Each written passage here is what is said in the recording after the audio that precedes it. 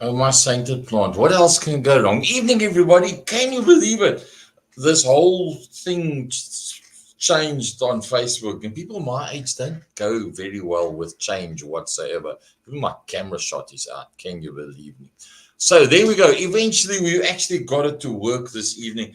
As you know, they must change this thing with Facebook and Restream and all these strange things. So yeah, either way, we are here tonight. How's it? Good evening. Lucky to be with you guys. What are we going to do tonight? We're going to do the Redline Group of Companies Motorsport Diary. We're going to have a look at a whole lot of international stuff, dates, places, what's happening, etc., etc., etc. We're going to have a chat with FC Nivot as to the latest on what's happening with Klein Karoo. Explosion. It's going to be awesome stuff with the Klein Karoo. We're going to have a chat with Roy Crouch. He came up with something I found very interesting. It's a form of motorsport I've never heard of before. Huh? A form of motorsport I've never heard of before. Suvaris Vrachtig, Feite. And he's going to tell us about something completely different in the middle of Africa that he came across and actually took part in. We're also going to have Derek van der Westhuizen as to what's happening, everything you need to know about East London on the 15th of this month. Remember last week we did everything you need to know about the Klein Karoo in Oudtshoorn. Well, that's what we're going to do this time around for East London, because East London's coming up on the 15th. Then we're going to have a chat with Nean de Toy, NDT Motorsport, down at Killarney International Raceway, the man that's had major successes recently. And we're going to have a look at one of the new kids on the block that is making serious headway in main circuit racing, and that is Oliver Hinternaas, as Frankie calls him, Ollie Hinternaas. We're going to have a chat with him as well. So first of all, let me just get my banner up, and we're getting to know all this new technology one piece at a time, that's for sure. So what's happening in South Africa in this week coming up now, the 8th of June being Saturday?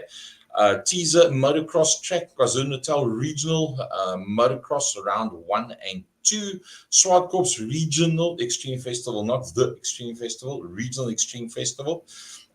Then we've got Farm Aliwal in Bella Bella, the Northern Region and Club Motorcycle and Quad Racing Round number 4, Aldous Krabanti, Eastern Cape Regional and AMSC Club Drag Championship.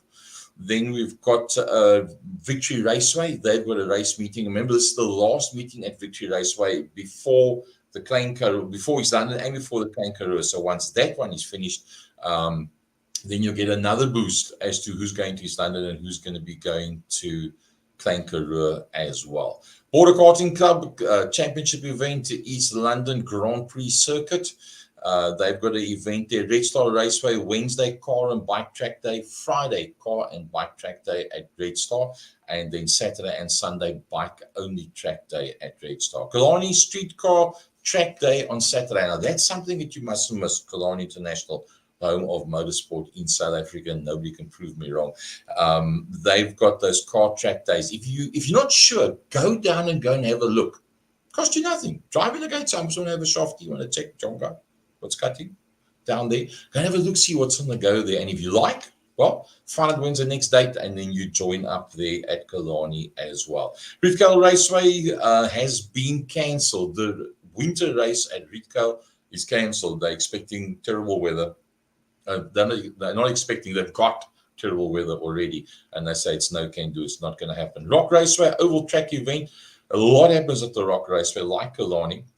Actually, oval track event this weekend, and then Platinum Raceway at the Rustenburg Showgrounds. They're going to have another meeting there. So a big thanks to everybody that has joined us already. RSM Must Be Nice, Koos Swanepoel, Cape Agulhas, Capricorn, Point S, Skull Racing, Access Auto, Redline, N2, Majestic, Maxim, Authentic Autos, Nean de Toy Racing, Worcester Gearbox Center, Weskus Oval, Progress Precision, Westcape Space, and Killarney International. Joining us as from next week will be Wheelworks, Zaki Hendricks. You need to have your rims fixed up, cleaned up, polished up, shined up, whatever. Wheelworks, Zaki Hendricks, that is the man, and we will have our new banner up for next week as well. And then also DQ Auto and more. Quentin Miller, the man that's very much involved in oval track racing. Oh, what a beautiful sounding motor in that V8 of his. Regular at circuits all over South Africa, and obviously at Vescus and at Klein Clasie Mega, and also sponsoring meetings and classes and really putting lots into motorsport, DQ Auto and more. And that is a workshop that's out Brackenfell side of the world. And we will have both of those gents on. In fact, in next week, Zach Hendricks from Wheelworks. He's also the head honcho of GTI Challenge at Kalani. And then Quinton Miller will also be joining us next week as well. As well, the legend Dave Peterson. Remember Mr. Dave Peterson, the Peterson motorbike family? He's got very bad flu at the moment, and his voice is just about gone. So that's why he's not talking to us this evening. He's going to be with us on next week, Wednesday. So remember, we did a whole bunch of information as to all you need to know about Oudtshoorn. Even though FC Nieuwhout is out of the country, he is coming back mid-October, but he still does all the signs up and entries, etc., for Oudtshoorn, for Klein Karoo, and in fact for the meeting coming up at Schoemans Park just after he gets back. He will be back in time for the Rose Bowl. So the latest on what's happening with the entries, last I saw, I think we've already climbed to like 80-something or other. FC, good evening to you in the United States of America. How's it going? Geza, good afternoon to you and everybody back home in South Africa. 8-hour difference, like we didn't notice. I take it it's not by your own choice that we can actually see you. It's company policy. Yeah, it's company policy. We got to shave every day. As soon as I finish here, I've actually got to hop in the shower and shave and shampoo and everything and get ready for it's opening day here in Pendleton in Indiana. We're right on the banks of a little creek here in a small little farming town, beautiful town. But yeah, opening night here for us in Pendleton in Indiana. So it's basically just after 12 midday by you? It's actually, when we're in Indiana, we're a little bit closer to South Africa. We are just 6 hours behind, so it's about 20 past 2 in the afternoon here.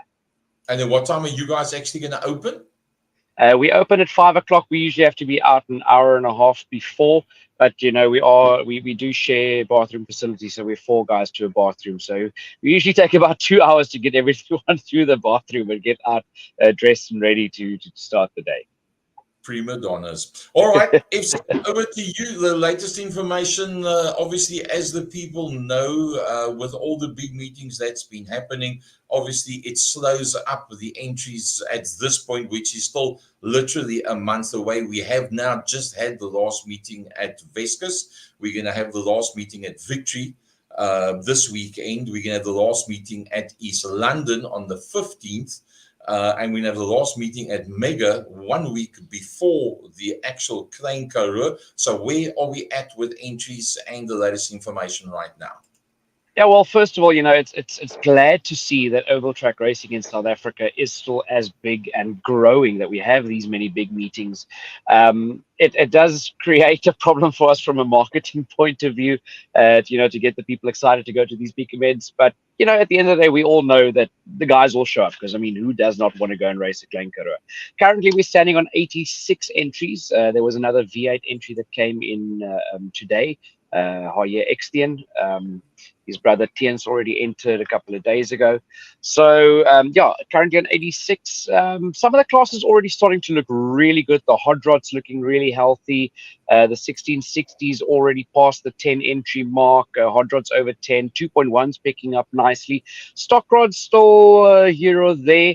But they're coming in nicely, and especially with Dirk and them having opened it up, because we know Klein Karoo, yes, Oudtshoorn is a do for SA club, but the Klein Karoo is open to anyone and everyone. Doesn't matter from which affiliation you arrive. So what they've decided to do this year, I can't remember if you guys covered it last week, but what they've essentially said is, we know there's a discrepancy in the rules between do for SA and WMSA in the stock rods with regards to fuel injection and carburetors and all those things, is when the guys do enter, and as long as your car fits one of the organization's rules, if there's enough cars, they will split the 2 packs, and you know, you'll have a WMSA carburetor or a fuel injection side, and you'll have the do for SA that still allows the carburetors, but there will be a split, basically a 2 2 division stock rod class. So if if you're not sure if your car is going to be legal for that, don't worry, enter. Just come and enjoy the day with us. Last year we had the record of 180 odd entries, and we would really like to break that record this year. So we still got 100 entries to go to get to that. So get those entries in quickly. You still have a lot of time left, but like I said, it's from a marketing point of view. It just makes things a little bit easier, gets people more excited. And if the people are excited, you know what? Sponsors will come on board. The more people we have entering, the more people we'll have through the gates. And as long as we have people coming through the gates and cars showing up at the track, we'll have sponsors getting involved as well. Awesome stuff. And then FC, in terms of one-day licenses? Yeah, so that MSA, as we said, this is a social event. They are registering it as a club and social event. So obviously, if you are a member of Oudtshoorn Racing for the club championship, you'll have to, and you do take the one-day license, you'll have to take the club. But for everybody else that just wants to come and enjoy the day, you got to take the social license. Now, there's 2 options. There's one without the medical cover. That's 155 Rand. You take out that license on the MSA website. And then if you add 190 Rand to that, which brings your total to 345, that is with a 50,000 Rand medical cover included.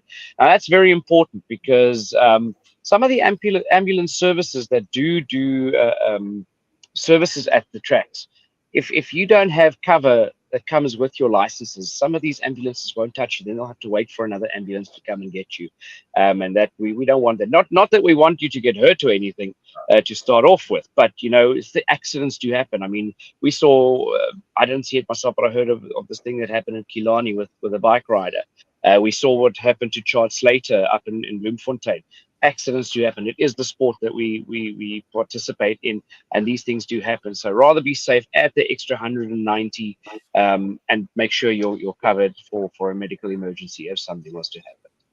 Well, that's basically for the guys that are at WUMSA circuits and want to now go and ride at the Do for SA circuit. And as we said, and we reiterate, the rules for the factory stocks, that is different between the two. There are going to be 2 TCs. The one is going to be checking cars under WUMSA, the other under Do for SA, and they will be run separately as far as possible. The other question that there was, FC, was the ladies. The pink stocks, pink divas, pink what's, pink do what. If there's enough in each class, that will be split. How is that looking at the moment? So at the moment, we're actually standing on quite a few lady entries. I think there's about 7 or 8 of them. If not, let me quickly scroll up here to do you think that there was about 9 at Vescus on Saturday? Wow, the ladies were awesome. Oh, Roxy was out there. Roxy the toy was out there as well, and she was brilliant.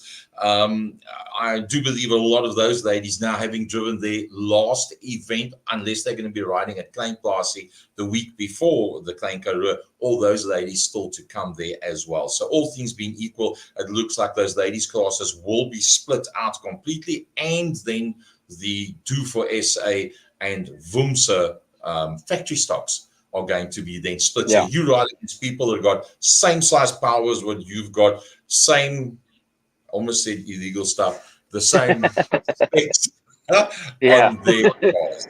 Look, what we've always said with the Klein Karoo is, because it is a social event and because we know there's 2 different affiliations, as long as your car conforms to one of the affiliations, where it doesn't matter what class, whether it's hot rods.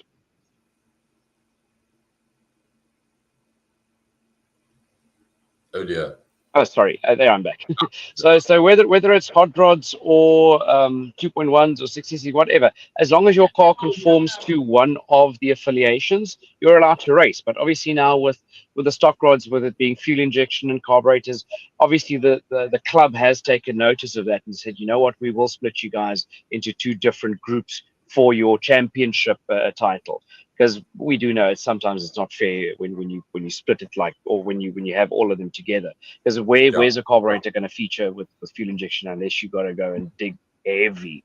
But in terms of the ladies, it was just because we've got so many classes that do run there, and the ladies always run together. But a lot of the tracks have done away with the lady classes. And so it did look like the numbers were dwindling, and that's why we brought into question whether it was still feasible to have the pink classes. But as long as the ladies sign up, you'll be able to race. But we do need, I think we initially said it's 5 per division. 5 for the pink stocks, 5 for the pink rods, 5 for the pink divas. But at the end of the day, if we have at least 10 overall and you all just race together, let's just get everybody out on track. Let's make a big event out of it once again. And just I can't say end off the off season, because we don't really have an off season anymore. But it's just to get everybody in one place and to have a draw in the middle of the year, before all the serious stuff like the nationals and the new club championship rounds and all of those things start up. Let's just have a draw. Yeah, no doubt about it. Lekker. FC, thanks very much for joining us. No problem. Look forward to seeing you again soon. Yeah, about 4.5 months. See you then. Yeah, 4.5 months, and he's back. All right, off to the shops we go, and one of our main people, Mr. Charles Walters.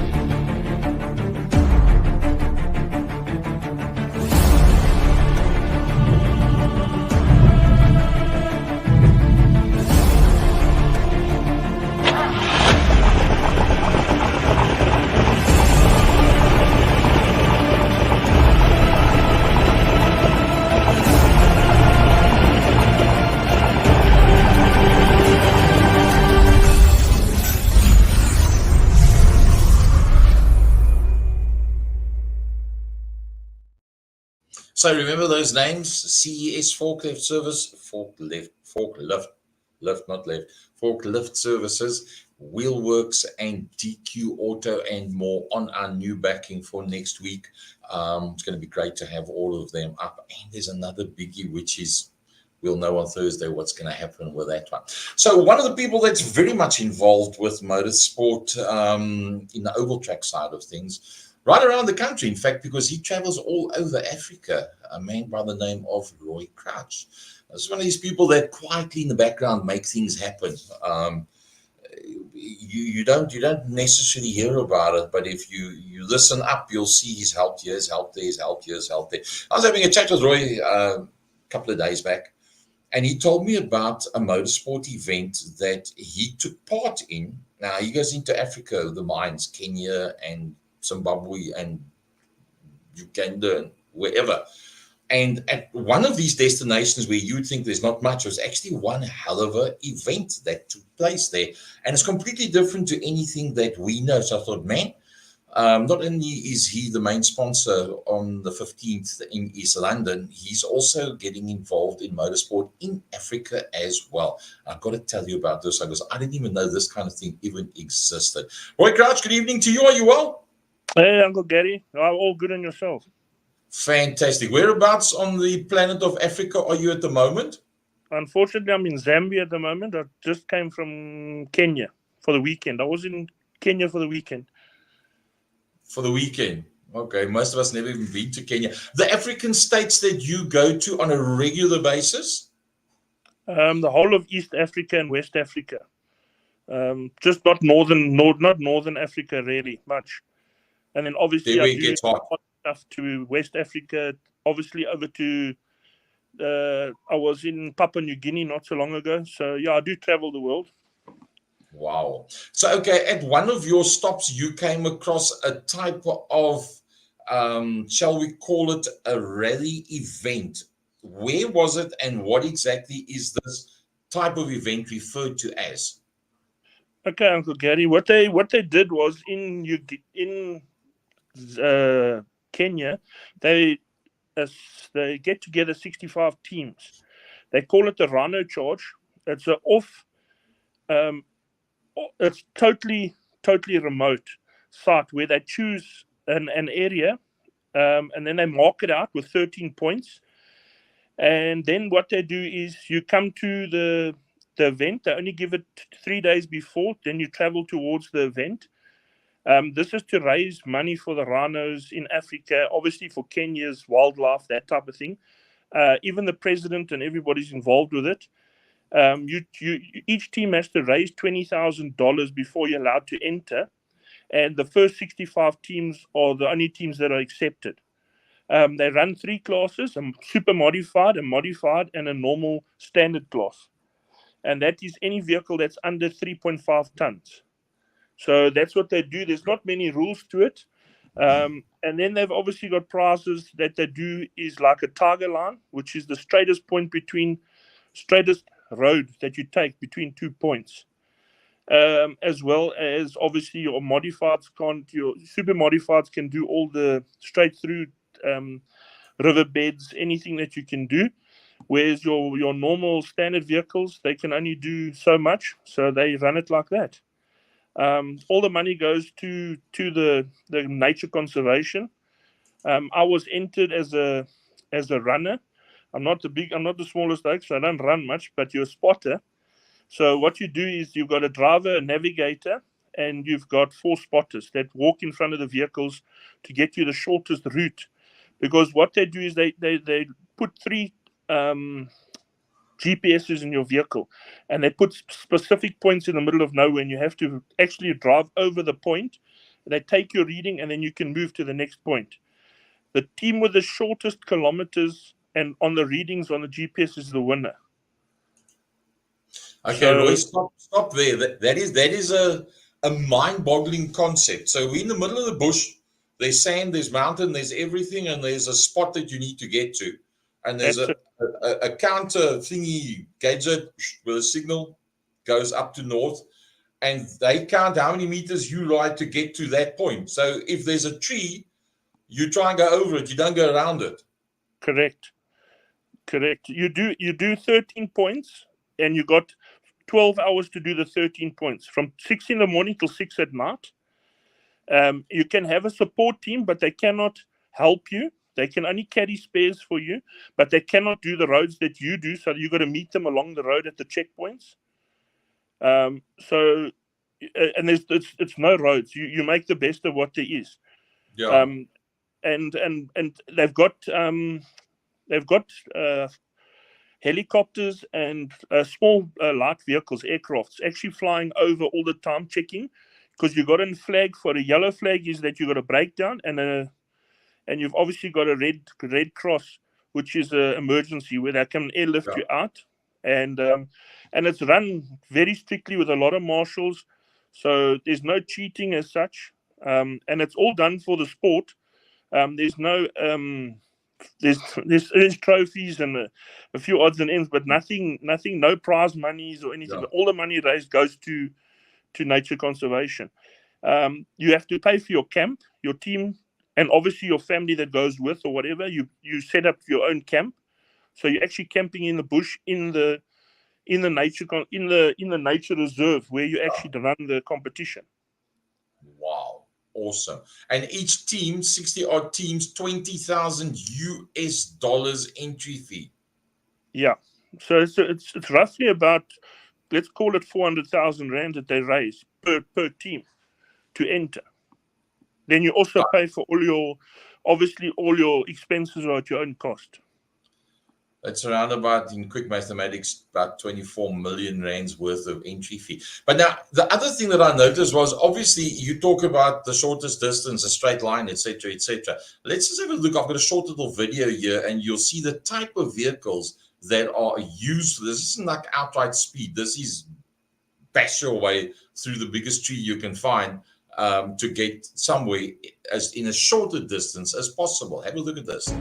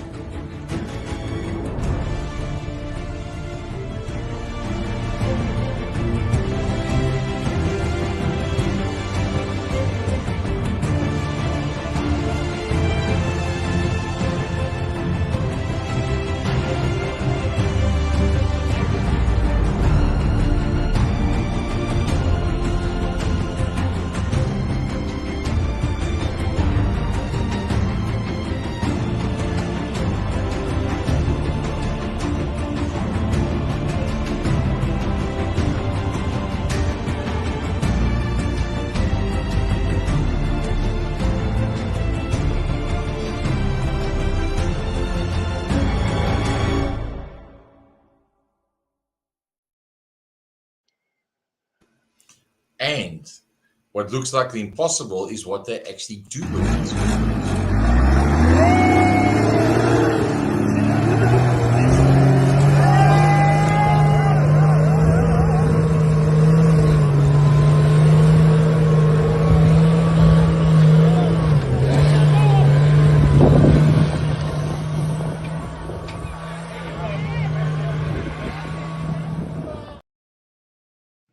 Sorry, I suppose that's what you refer to as the shortest distance between 2 points is a straight line, even if it's straight over, through, under, whatever. What they call it is a tiger line. So they, in that part of that sport, they call it a tiger line. There's a prize for the guys that do the straightest line as well, between 2 points. The straightest, shortest distance between 2 points, there's a prize for that, as well as a prize for the short. The first prize is obviously for the person that does it in the shortest distance.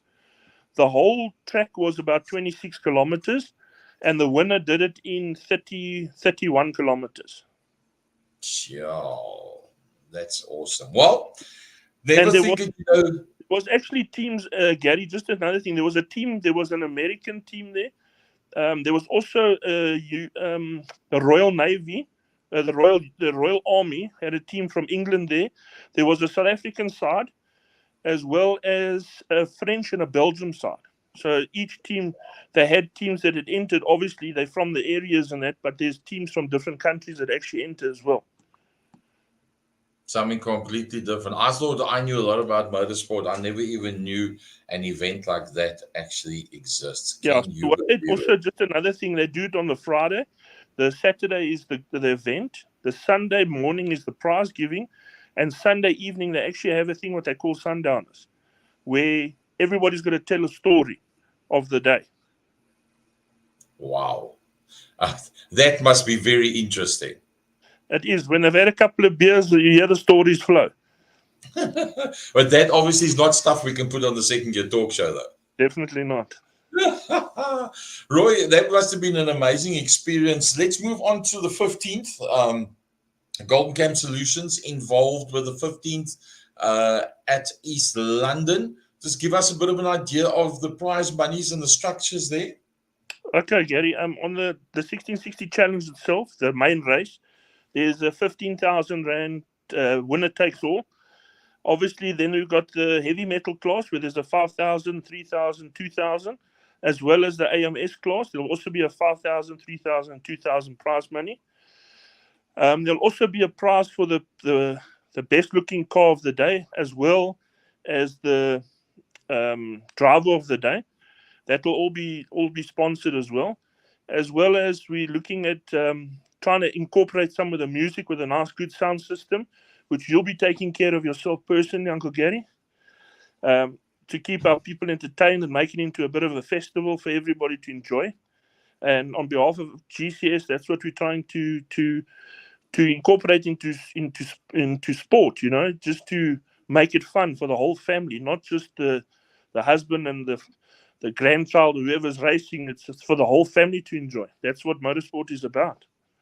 Awesome stuff. That'll be great. Roy, I'll see you in less than 2 weeks from now in East London, flying in the morning. And a big, big thanks from all of us to you that have made it possible, and for that massive sound system that we can have a musical extravaganza practice session before we get to KKK. It's going to be awesome stuff. Roy, I'll see you in less than 2 weeks from now. Thanks for joining. Thanks, guys. Well, that's the man that's behind this year's what used to be 1660 challenge, which has now become the national challenge as such. And that's going to be going down on the 15th, which is not next Saturday, not this Saturday, the Saturday after. It's just around the corner. The man that's behind the promo of that, Derek van der Westhuizen, good evening to you. Gary, good evening to you and all the viewers out there. How's it going? Fantastic. It looks like everything is starting to go Kangaroo style now with East London. It's just exploding and everybody wants to be there. Yeah. Like we discussed the other night, myself and Wesley Collins, that certain racing drivers don't enter until their last club race before the weekend. So we've had a few entries come in, and as we stand, there's now 54 entries. After this weekend with Victory Raceway hosting their club, we should have a few more entries. I know there's a lot of out-of-towners that are still inquiring about our event. So, yeah, we're getting there. There is a good few names and numbers here. And you've got a couple of big names that's included in that as well. Now, the nice thing is that Roy has done a whole bunch of homework, and he's organized, Derek, this is the first time you hear about this now, he's organized a rather large sound system, which is going to be going right around the track. Same size as Klein Karoo, same size as what we do at Schoemans Park with the Rose Bowl, where you got a massive sound system and you got lots and lots of good music. So for the last 2 hours before the event starts, we're going to have a musical extravaganza going down at East London Border Stock Car Club. What time, Derek, is the meeting due to start, and what time do the gates open? Gary, the meeting's gonna start at 4 p.m. On the clock. I believe the gates will be opening from about 10 a.m. And as every year, we try and tell the spectators to get there early because it gets full. It's chock-a-block. It starts pumping here from early in the morning, and it's an event that you're not going to want to miss. Just to mention a few of the names that have come through, and also the classes. We've got the midgets. We've got heavy metals, which there is Mr. Roy Crouch himself, JP Kutsia from Port Elizabeth, Gerard Krungling from POTR, Jakob Pito, Tian Jonk from Bloemfontein, and Aubrey Goddard, our very own local old-time hero. In the AMS, you've got Kevin Ralph, Ryan Murray, Alan Boyson, Geoghan Martins, all the way from Joburg, the current ZA1 Hot Rod champion. He's bringing his V8. Our East London hero, Clinton Green, Dion Boyson, Flip, and Peter van der Merwe. And then on the 2.1s, we're getting J.A. Freckleton, the taxi dude. Unfortunately, not bringing his bus. He'll be bringing his Toyota Runex. We've got Rebecca van der Westhuizen, my daughter, that will be taking part in the class. Old-timer Kevin Clayton, his Datsun Bucky Posotso. Matthew Power, Hot Rods. We're going to have the likes of Charlie Rothman, Tim Victor, Ashley Victor, the Rotary guys, William Hunter, Chance Vosloo, and a big name that's just come through, Lonica Martins. She'll grace us with her presence. And then the big boys class, the 1660 hooligans. We've got Jason Brink. He's a well-known name. And we went there to Noah's Ark, and we brought out Wesley Collins for this challenge.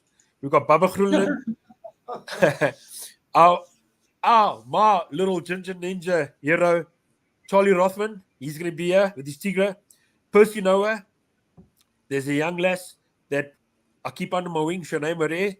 And last year's champion and a person to beat, I reckon, Johan Versace. So there's just a few names to mention so far. There's a lot of prize money, 15,000 Rand up for grabs. Winner takes all. It will be a 4-heat and a final like a national series. However, between heat 1 to 4, you will throw away your worst heat. And it will be determined with the most points at the end of the night in the finals. Whoever's got the highest points will be awarded 15,000 Rand. It's something you don't want to miss. We've got Andre Oosthuizen, the best live streaming guy in South Africa, hands down. He's there. The best commentator there, Gary. So it's guys, get those entries in. Entries are welcome. If you need anything assistance, please contact me, Derek van der Westhuizen, or our secretary, Melissa Collins, on 063 292 0655. Sorry, 0665. Awesome stuff. Derek, thanks very much for joining us. I will see you not this Saturday, next week Saturday. I'll spot you at the airport. Thanks, bud. Be there, be square. Thank you. Well, it's going to be something else, and they've organized a massive sound system there as well. Come back to you after the break.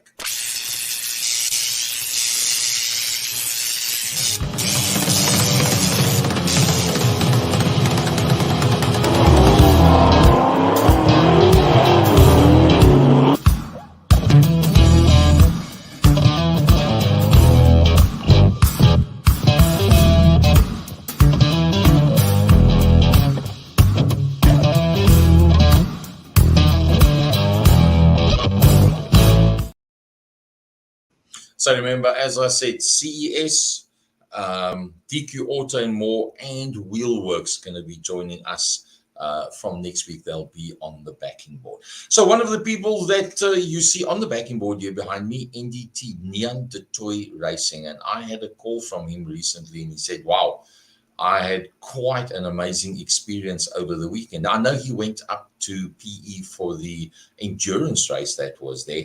And the more we chatted, the more I thought, I've got to put this on. And what I can tell you is once we've spoken to these two gents, I took a chance and I sent a link through to the voice of choice, Greg Maloney, and he's going to give us an update on what happened at the TT as well. But that after we've had a chance to chat with Nian. Good evening to you. Are you well? Yeah, very well. Thanks for having me. Nian, most people will be aware, ever since you started out with your workshop at Killarney, you've had some amazing successes with a lot of the vehicles that you have prepared and upgraded and updated and what have you. Derby to Bear, Samoa Hill Climb being just one of those success stories. Progress Precision Engineering, Mr. Retter, that's also gone from level to level. But it's nice when you phone me and you say to me, I've seen the new kid on the block, the new talent, and I had an amazing experience when the rain came down on Saturday. That makes me realize that we need to once again look at the new and up and comings. It's easy to go for the Jesse Huggetts and the Brian Brights and the Sarah van der Merwes and the Willie Hepburns and what have you. But let's look at who is coming through and who is serious talent. We like to look at the Waberskis and the Van der Lindes and the Peppers and the what have you that are overseas. But let's just look at what's right on our doorstep. Nian, tell us about who you feel is one of the up and comings in motorsport in South Africa and what's happened to date. Yeah, so we went up to PE to compete in the SAE Endurance Series. I've got a father and son team that has been sort of with the workshop in the last sort of 2 years. I started off very casually and we got a little E36 and the kid started doing laps with me. His name is Ollie. And I started doing some laps very casually and weren't too interested in racing. And every time it rains, we'll be down there practicing driving sideways. In the beginning, he was very interested in drifting. I believe he still is. And but we wanted to be competitive. And his father is quite a serious guy, doesn't play around too much. And the kid had a lot of talent. He started doing well. And we actually went to the SAE Endurance Series last year when it was at PE, and we actually was just there to do some sprint races, and we ended up entering him in the 1 hour, and he did the 1 hour, no problems. And later in the same year, we went to the Lemons race at Red Star and did 24 hours of Lemons, and again did well. And since then, we got him an M3 and E46 M3, started modifying it, getting it faster, lighter, and as it went along, became more competitive. And Ollie just sort of, every challenge we threw at him, he just did better and better. And we even raced some 150s on the go-kart track, and he seems to do well at that too. And he's been racing in the Sports and GT at Killarney with this M3 against much faster cars between Porsches and stuff. And last year they finished the 9 hour at Kyalami and finished first in their class. The dad and him, and that was a great achievement on its own. And we sort of went to P this weekend, and Ollie couldn't come down for practice on the Friday. He was writing exams, as he's still a young boy, and he flew up. Was just in time to do the night practice, literally jumped in the car. I said to him, don't be a superior, just do the mandatory night practice. He did a few laps in the dark. The next day, his father started the race. It was supposed to rain. It wasn't quite raining then. His father raced for the first 2 hours. And Ollie got in the car, did half an hour in the dry and in the dark. And it started raining. The car came in and we put wets on it. And Ollie started lapping the track faster than the GT3 cars. Not all of the laps, but some of the laps he was faster than the GT3 cars with, Bradley Limmenberg in a GT3 Audi and, the likes of those kind of cars. And there you have Ollie with M3 on wets, having the time of his life. We radioing back at him saying, just keep it on the track. We're leading our class. We 5th overall. And even just radioing back, like, I'm super comfortable. I'm not really pushing it. And I'm looking at the stopwatch saying to his dad, I can't watch anymore. It's just, just came on fire. And I think it's because he firstly enjoys the sport tremendously. And secondly, every time the weather is bad, he's practicing in the E36 or he's doing a bit of go-karting. And for somebody it's really just been in motorsport for 2 years, I think that's brilliant. And it just shows you what talent there is. And, he's just a guy that's got good hand-eye coordination, and he's really interested in the sport. And we couldn't be more proud of him, and also the car doing well and all that. But the reality is this kid puts it all together. And I mean, I build a lot of race cars for a lot of people, and often you're disappointed with the driving. You put your heart and soul into it, and somebody makes an accident, or they can't do qualifying, and they don't put it together. They seem to have everything in their hand, and they can't just pull it off. And here's this kid that basically had no practice, did a bit of night practice, jumped in the car, and suddenly he's like the fastest car on the track. I mean, it was a pity that the safety car came out at the end, because he was making up extraordinary amount of time. I mean, he was catching the cars in front of him with 20 seconds a lap. So yeah, we were super proud of Ollie, and yeah, it was amazing. And I had somebody like, I had Yuri Swart, which you guys should know. Yuri Swart he walked up to me and he said, it like, check at Ollie's times. I said to him, yeah, he's going around really fast. And he said to me, like, I didn't think I could go that fast. Like, you can see when somebody with that amount of experience is sort of questioning if they could do it that fast. It's really impressive. I mean, he was doing the lap time in the wet, in the dark, that GTI Challenge Class A qualifies on, and it's faster than Polo Cup qualifies on, in the dry with new tires with the best drivers in the country. So really cool experience. And we did manage to finish first in class and 5th overall, which all the cars in front of us are either prototypes or multi-million rand cars. So super chuff. Wow. Yeah, that is awesome. Where you used to get your kick out of racing, then you got your kick out of setting up other people's cars, then you got your kick out of building and setting up other people's cars, and now you get the kick out of sitting there and watching somebody taking it to the nth degree. That must be massive inspiration for you. I'm sure you've got plans for the M3. What are you going to change on it? Again, like I said, the father is quite ambitious in his own way, but we at the end, how fast can you make a normally aspirated M3? In Cape Town, we're racing against Porsches, so we outgunned on so many levels there, and we don't like the idea of turbocharging the specific car, because it really is a very nice, normally aspirated M3. But we're making it as light as we can and carry on improving, slightly wider tires. There are maybe a slight upgrade in the engine and the pipe works. But I think ultimately they're going to move on to something a bit more serious, something a bit more thoroughbred, importing a proper race car, or something along that lines. I think is in the near future for the Sun team. That's really what they want. They're sort of looking at some Genettas or something like the Nova, or something in that lines of racing. And like I said, Ollie's working hard at his craft, doing go-karts and that sort of stuff.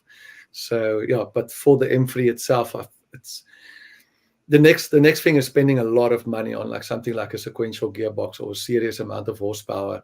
And ultimately, you could buy another car. We don't want to ruin what we have.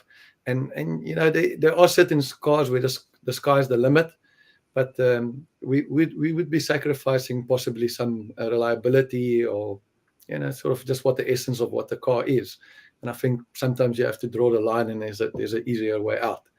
I think the M3 is close to the end of its developments, and it's probably a Porsche, or like I say, a prototype or something is in the future. So according to NDT Neanderthal Racing, Ollie Hintenhuis is a name for the future. I believe they're going to do some good stuff, and they're already looking for some drives overseas, and they really are keen to to do something, more than just being another Polo Cup driver. They want to be involved with, some proper racing and going to do something overseas. And like I say, this is somebody that doesn't, it's a difficult thing to say, but if you are racing your whole life, you've been racing go-karts and you have had all the opportunities in the world, and by the age of 17, still not much is happening. This is the opposite. This kid has come from nothing and started racing, E36, very low-key, and suddenly he's got serious talent where I can see in practice, this guy is hitting the marks, the car's attitude is correct, and he climbs out the car with not a sweat on his face, and he just never seems to make a mistake. I mean, he's been, all this racing we've done, he hasn't written the car off, rolled it, but he takes, and he's got the right intensity. But yeah, I mean, time will tell what will happen, but yeah, I think he's up and coming. Yeah. Great stuff. Niaan, it was great to hear from you after your enjoyable experience. Thank you for what you put back into motorsport. And I hope it'll be a little bit calmer in the next couple of weeks, because there's no Kalani in the month of June. And then we'll be back to the grindstone again. So maybe in the next 4 weeks you get a chance to watch a little bit of rugby somewhere. Niaan, thanks very much for joining us. Yes, thank you very much.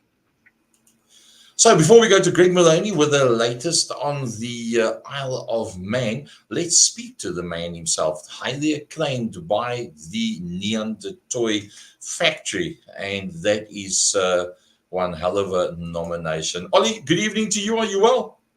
Good evening, Gary. I'm doing good, and you?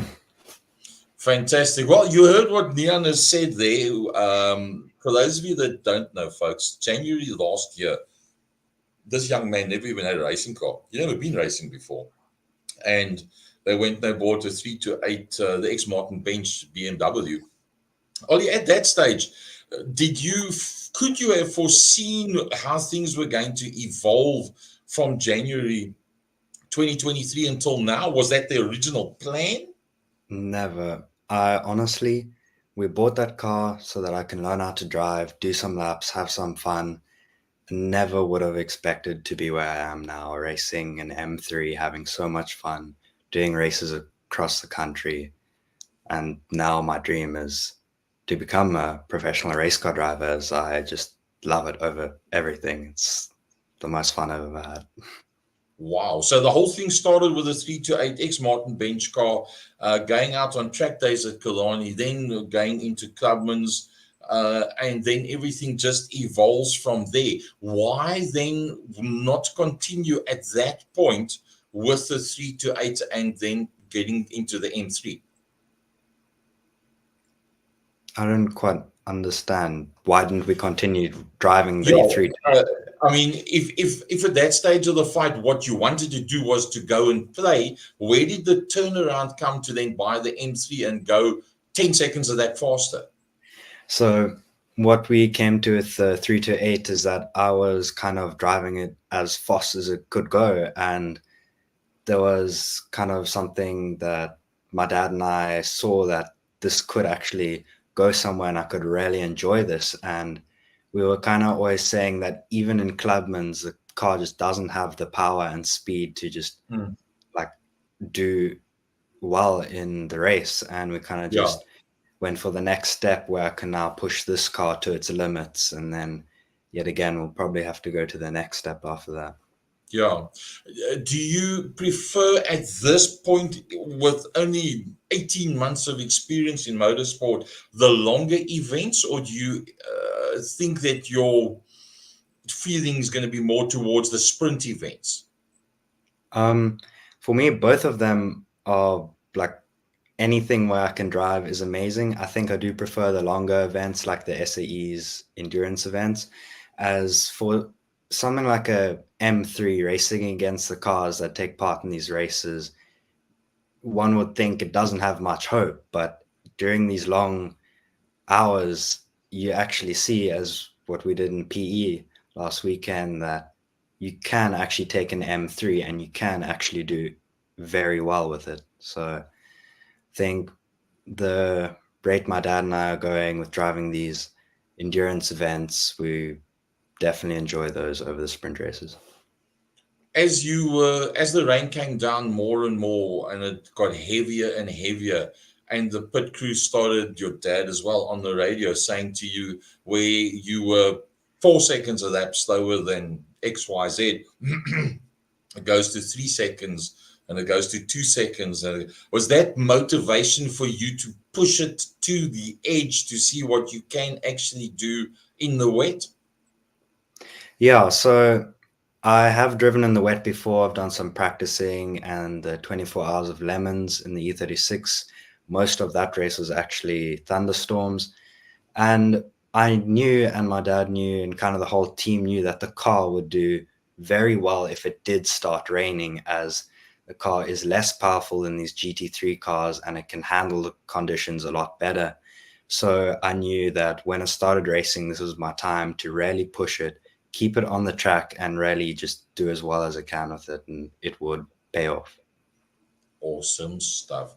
Ollie, in closing, 18 months into motorsport, what do you see in the next year, and what do you see in the bigger picture for you in motorsport? I think that we will definitely advance in our car. We'll probably get a foster car to do same thing we're doing here, and then possibly quite soon I'm hoping we can do some overseas races and find some drives overseas, endurance races, sprint races, and to learn a lot of things and to experience these things and see if I actually make a chance at it or if I will stick here.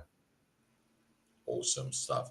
Ollie, great to have you on the show. When you hit stardom, don't forget about the little second year talk show where it all started 18 months into your racing. Yeah. And we would like to keep track of what you do in motorsport as you go, as we do, as you see what we do with our South Africans that go into international motorsport. So please keep us up to date. Send the necessaries through to the second year page so that people can also from here on out follow the life and times of Ollie Hinternaas. Thanks very much for joining us. Cool. Thank you so much. Cheers. Can you believe it? He started racing 18 months ago. Never raced before that. 18 months. They buy a 328. They go and do track days and say, let's join up in a race. 18 months down the line, this man's out with multi-million rand equipment around him in pouring rain, and he starts getting closer and closer to the lap times where the likes of Neanderthal says, I don't want to look at the clock anymore. This is getting hectic. Amazing stuff. Talking about amazing stuff, Isle of Man TT. Now, you've seen lots and lots of little inserts and what have you that I've put up on the second year page and what Greg has posted elsewhere as well. So here we go. The voice of choice. Greg has not gone away. Was it lekker, or mood lekker?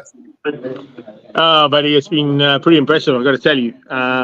Record-breaking start to the TT. Of course, saw Michael Dunlop equal his Uncle Joey's record at the Monster Energy Supersport race on Saturday.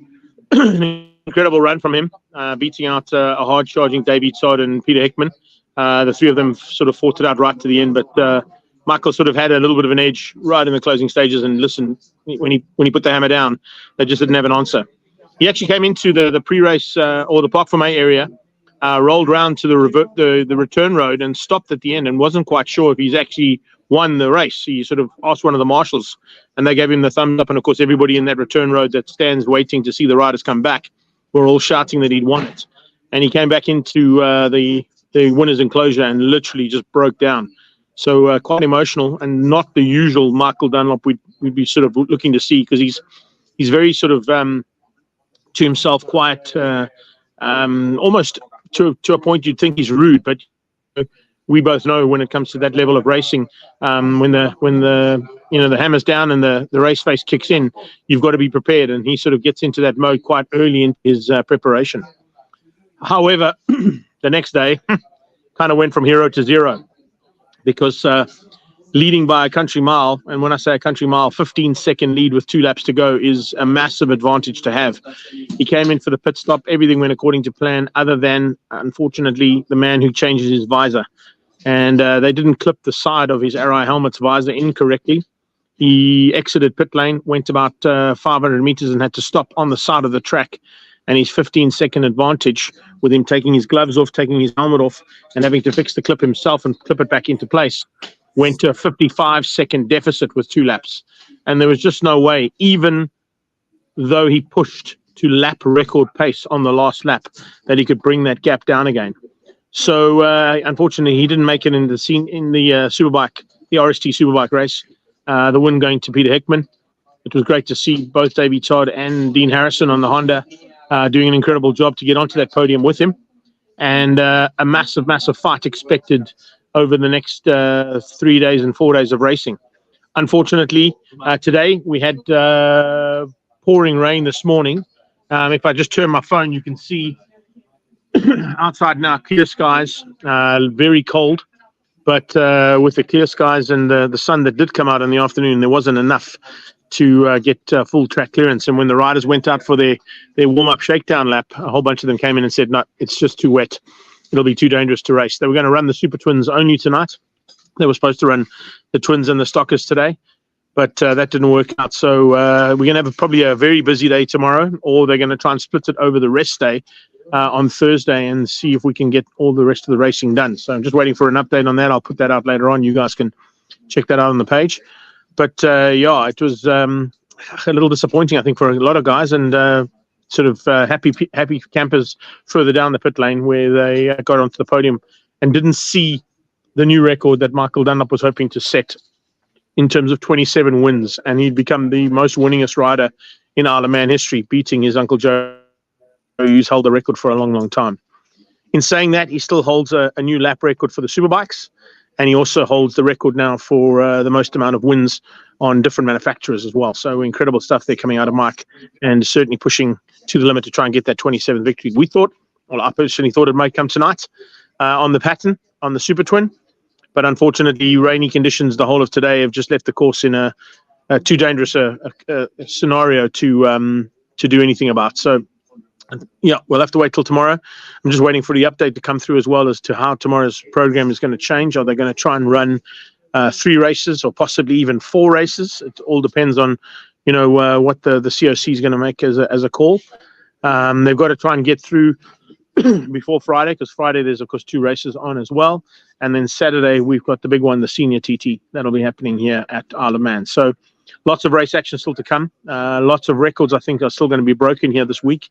It's been incredible so far, and if you check out the sort of insights that I've gone with, a couple of guys that have given their insights, telling me what conditions are like, telling me what ideal conditions would be to race in. And also, from a South African point of view, which of course Second Gear Show kind of looks at as their priority, Alan John Fenter, an amazing effort in the Monster Energy Super Sport race, got up to 120 miles an hour on the 600 Honda, ended up finishing in the top 20, which is where he wanted to finish.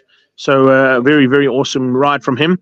And then, of course, the next day in the Superbike TT, he climbed on board a BMW that was built in a backyard of a house in Edenvale in Johannesburg, with a South African team behind him here on the Isle, and literally went and did his fastest lap ever at 125.6 miles an hour, and finished up 13th overall. So getting himself into that top 20, getting himself into possibilities of the top 20 seeding, which he needs for hopefully next year. And if he carries on the way he's going right now, there's a very good chance that we'll have a South African in the top 20, as the top 20 are the seeded riders, of course, for Isle of Man. And more importantly is he now becomes the fastest rider ever in South African motorcycling history. So beating the likes of the great Jim Redman, the likes of Gary Hocking, Corky Ballington, and those type of riders who have been here, who've done it and have taken victories multiple times here on the Isle. So certainly ticking the boxes and doing the movement right from his first outing in 2013 to now 2023. In 10 years, he's basically done the movement up through the ranks and is now becoming, I wouldn't say a threat to the front, but he's certainly becoming a threat into the top 20 seeding, particularly for the Superbike and the senior TT. I would say he's already reached legend status as a South African bike rider. over 120 mile an hour, averaging over 200 kilometers an hour. Amazing stuff. Greg, when does it all end? On Sunday? Yeah, so we've got to just wait to see what they're going to do for tomorrow to try and get in the Super Twin and the Super Stock that was supposed to happen today. That's kind of on top of the Super Sport and sidecars that they've got to do tomorrow as well. Then a second Super Stock and Super Twin is supposed to happen on Friday. So I'm not sure if they're going to split it over Wednesday, Thursday, or if they're going to just do a bumper day tomorrow and still give the riders a chance to have the Thursday rest day before they get into the Stock and Super Twins on Friday.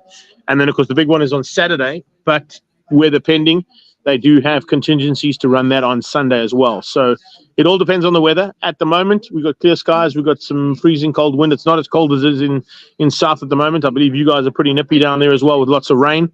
I know up in Joburg, it's into the minus temperatures at the moment, so not what we normally expect to have at this time of the year. But of course, we are going into winter, so it does have to get cold sometime.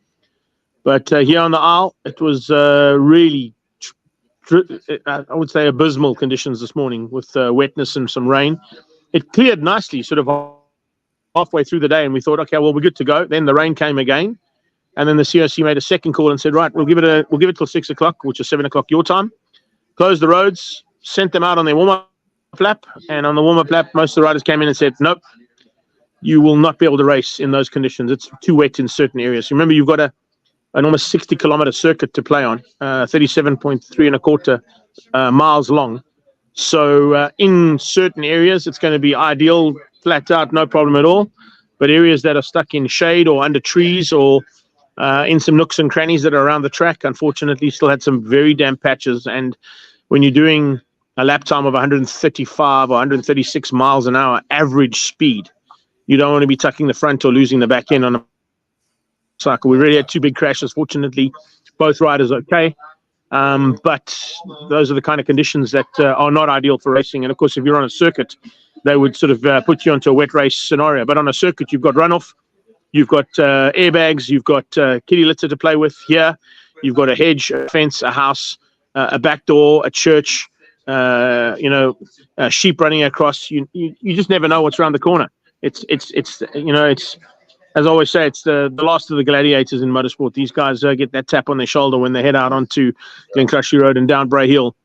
It's just something that is not seen anywhere in the world. And of course, just from you and I's point of view, looking at what Michael did on Sunday, pulling to the side of the track, taking his gloves off, taking his helmet off, fixing that visor, putting it back on again and going again. That wouldn't happen in circuit racing. Our circuit racing boys would just throw in the towel and say, right, we're done. We're going home. It's 10 laps of action. We're not going to be able to catch anybody. We're all over. Michael still had 120 Ks to try and make up the 55 seconds he'd lost. So that's the unique factor that comes in here at TT, is that these guys have no idea how to give up. The only way they'll give up is that if the bike won't start or something breaks on the motorcycle that they cannot ride it anymore. Other than that, they ride it to the ends of the earth to try and get to the end and finish up a TT. Fantastic. Greg, thanks very much for joining us on such short notice. And there you go, folks, a description of the Isle of Man TT. It's like married life at 200 miles an hour, 300 kilometers an hour. It's crazy stuff, utterly crazy, averaging over 200 kilometers an hour. Well, if you can survive that, you can survive married life, that's for sure. Greg, thanks for joining us. Speak to you next week. Take care then. Bye-bye now. Well, there you go. All the latest from Greg Maloney. It was supposed to be a short show tonight, and Greg sent a message, hey, do you want an update? But of course, yes, let's do this. Thanks very much for joining us. A big thanks to everybody that makes it possible. And remember, Wheelworks, DQ Auto, and more also joining us, and then CES Forklifts. It'll all be up here next week as well. Thanks very much for joining us. Enjoy the rest of the week. Ek weet dit reën so 'n bietjie, maar let's make the best of it. Make a fire inside. Make a potjie on the stove if need be. Just live it. It's part of winter. It's one of those things. See you at a racetrack soon. Cheers, everybody.